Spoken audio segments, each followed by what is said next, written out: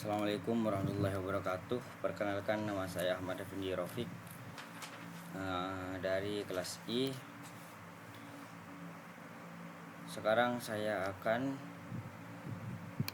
mempresentasikan tugas sains komputasi. Latar belakang dataset diabetes ini dipilih karena menghubungkan beberapa faktor utama yang mempengaruhi resiko diabetes.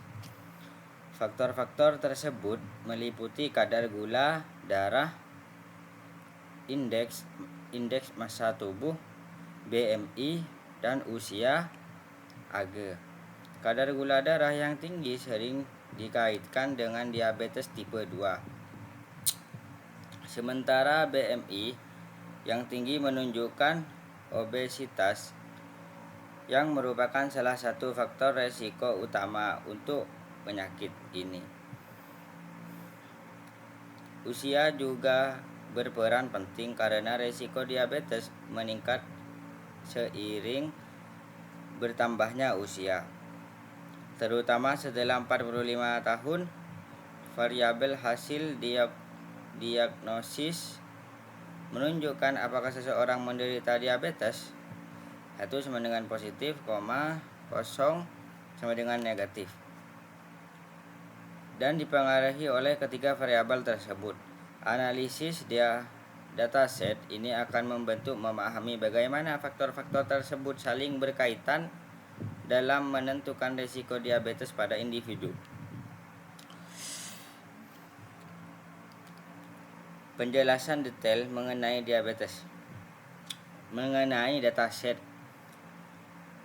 diabetes tipe 2 terjadi saat tubuh tidak dapat menggunakan insulin secara efektif atau memproduksinya dalam jumlah yang cukup, menyebabkan penumpukan kolesterol dalam darah.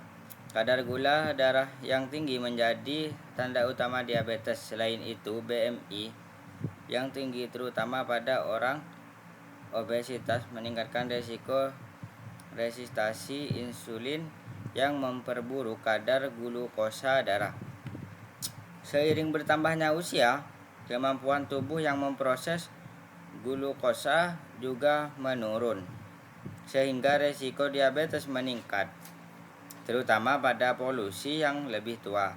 Faktor-faktor ini, glukosa, BMI, dan usia, berkontribusi signifikan terhadap risiko diabetes 2. Manualisasi MLR. Kita harus mendapatkan nilai dari jumlah X1, X2, X3, dan Y. Berikut persamaan yang didapatkan dari perhitungan tabel di Excel. Untuk lebih lengkapnya dapat dilihat di file Excel. Lalu kita mendapatkan persamaan sebagai berikut: 5A plus 6369 B1 plus 1562,9 B-2 plus 1864 B-3 sama dengan 256369A plus 86349 B-1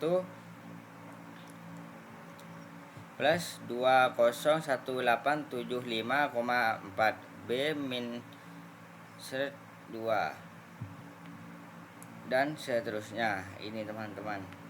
Lalu setelah mendapatkan persamaan, maka kita masukkan ke kode berikut. Shortcut data diabetes ini menggunakan MATLAB, teman-teman, sehingga berdasarkan kode ini dapat dinilai, yakni Y sama dengan min 0.242 dalam kurung min 0.00261105, dan seterusnya. Untuk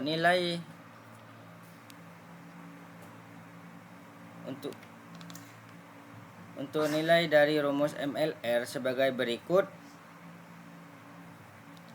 min 0.24238, ini teman-teman, dan seterusnya. Terus evaluasi performa dengan minimal 3 metode, misal MSE, RMSE, dan RSE. Kita hitung dulu RSS-nya. Cara untuk menghitung RSS sama dengan Y prediksi, 2 untuk menghitung Y prediksi. Dan ini teman-teman ditambah. Untuk lebih lengkapnya bisa dilihat file Excel RRS. Ini teman-teman hasilnya. Ini. Berikut perhitungan evaluasi performa dengan 3 metode. Kesimpulan dari pilihan dataset ini menunjukkan relevasi yang kuat dalam memprediksi risiko diabetes tipe 2. Variabel seperti kadar glukosa, BMI, dan manusia agak memainkan peran penting dalam diagnosis diabetes. Kadar gula darah yang tinggi sering menjadi tanda utama diabetes, sementara BMI yang tinggi mengindikasikan risiko obesitas yang dapat menyebabkan resistensi insulin. Selain itu, risiko diabetes juga meningkat seiring bertambahnya usia. Variabel outcome dalam dataset menunjukkan hasil diagnosis diabetes 1 sama dengan positif, 0 sama dengan negatif. Dengan menganalisis variabel-variabel ini, prediksi risiko diabetes bisa dilakukan oleh akurat, pendukung deteksi dini dan manajemen yang lebih baik. Oke teman-teman, kita tutup presentasi ini. Terima kasih telah mendengarkan dan memberikan saran kepada kami. Wassalamualaikum warahmatullahi wabarakatuh.